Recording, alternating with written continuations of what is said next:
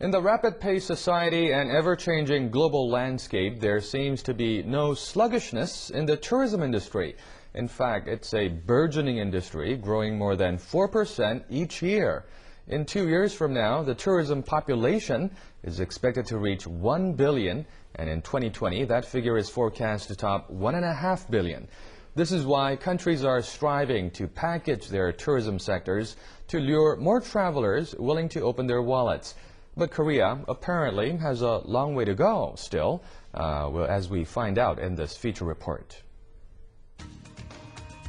Some well-known slogans are Malaysia, truly Asia, Yokoso Japan, and for this country, it's Korea sparkling.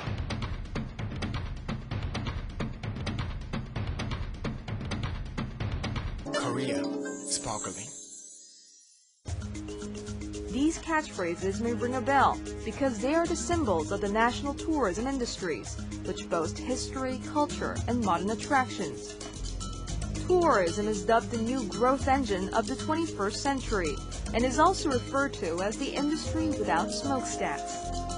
What is the status quo of Korea's tourism industry that embodies 5,000 years of history?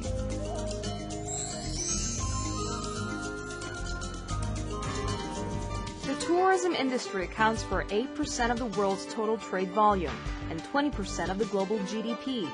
Along with automobiles and petroleum, tourism now ranks as the top 3 major industries. It is a high value-added industry that is a key engine of the country's economic growth. Now the big question is, where does Korea's tourism stand? Last year, about 6.45 million foreign tourists visited Korea, and about 13.3 million Koreans traveled abroad. The tourism income came to $5.8 billion and expenditure $15.9 billion. So the tourism account deficit is about $10.1 billion, up 18% from the previous year. There are 2 major reasons why this figure continues to be in the red. First, the number of outgoing tourists far exceeds incoming travelers.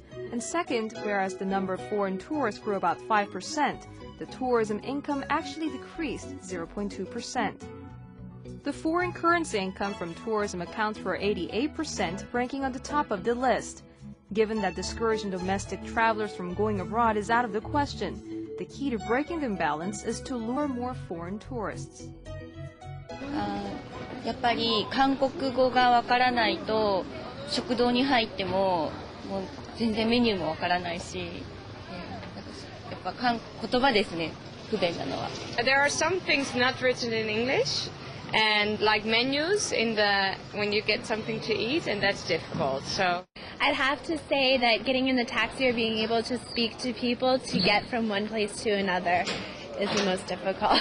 I think probably your prices are higher, I'm sure there are, than now in Thailand or Malaysia or Singapore. Travelers to Korea find their interest fading away when they realize the shortage of tourist attractions and things to do.